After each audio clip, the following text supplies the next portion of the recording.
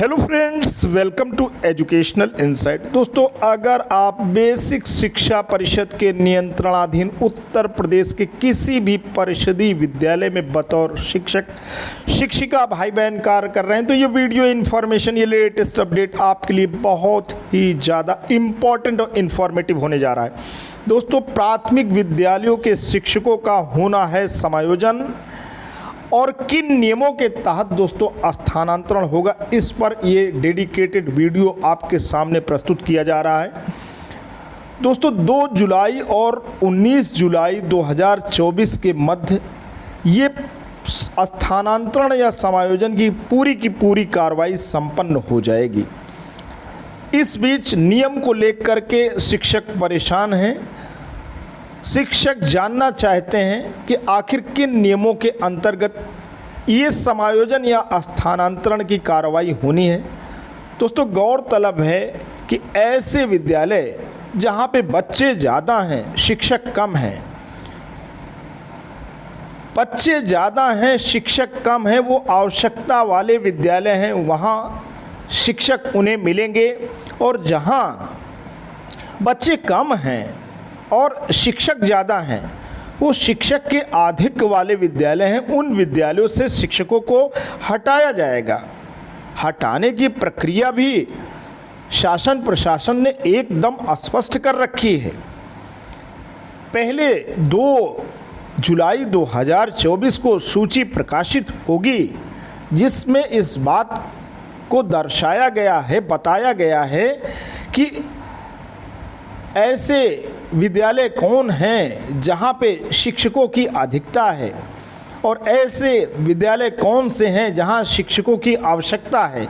इससे संबंधित सूची प्रकाशित हो जाएगी तो ही शिक्षक ये जान सकेंगे कि वो अधिकता वाले शिक्षक आते हैं कि नहीं, यानी वो ऐसे स्कूल में शिक्षक हैं जहां पे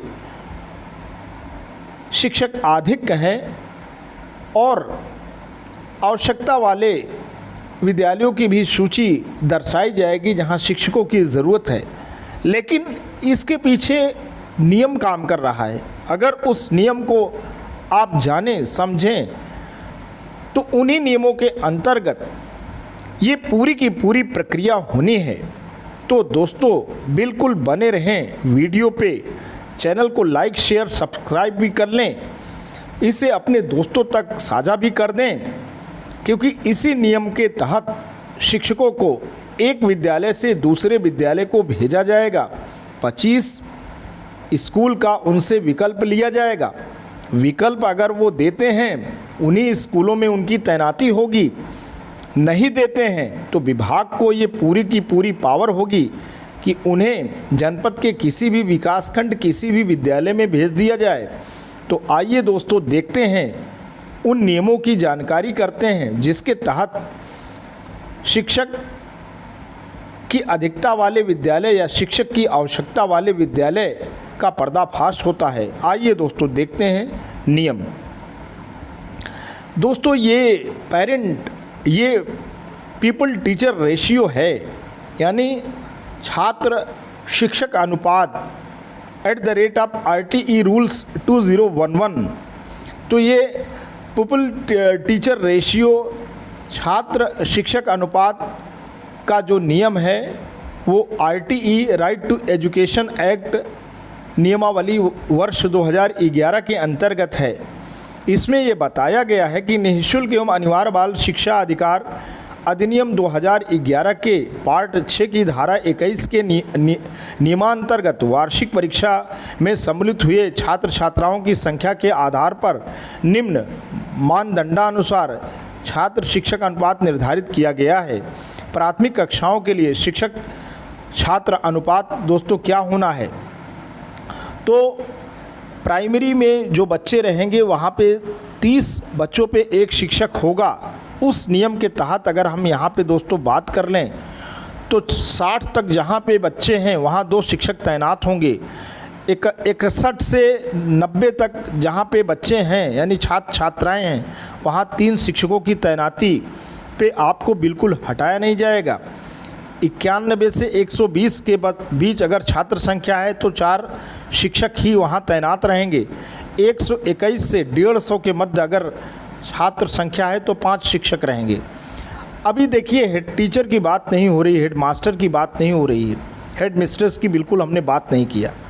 150 तक हेड मास्टर का कॉन्सेप्ट ही नहीं आया। अब 151 छात्र संख्या हुई नहीं कि एक हेड टीचर का पोस्ट एक्टिव हो जा रहा है। तो 151 से 200 के बीच में अगर छात्र छात्राओं की संख्या हुई तो उस स्कूल में 5 शिक्षक रहेंगे, एक हेड टीचर रहेंगे, यानी टोटल जो स्टाफ रहेगा वो 6 का रहेगा। अगर आपकी छात्र संख्या स्कूल की 200 बच्चों के मध्य है तो आपके स्कूल में 6 कुल स्टाफ रहेंगे, एक हेड टीचर और 5 शिक्षक। अगर इसके अतिरिक्त हैं तो आप बिल्कुल मान के चलिए कि शिक्षक की अधिकता वाला स्कूल बन रहा है और 2 शिक्षक या 3 शिक्षक जो भी अधिक हैं या 1 शिक्षक अधिक हैं उन्हें आवश्यकता वाले स्कूल में भेजा जा सकता है। 201 से 240 के मध्य अगर छात्र की संख्या है तो 6 शिक्षक और 1 हेड टीचर, 7 की संख्या। 241 से 280 के मध्य अगर छात्र छात्रा की संख्या है तो 7 शिक्षक, 1 हेड टीचर, यानी 8 की संख्या। तो दोस्तों आपने देखा 241 से 280 के बीच में 8 शिक्षक होंगे। 281 से 320 के बीच अगर संख्या है तो 8 शिक्षक, 1 हेडमास्टर, 9 होंगे।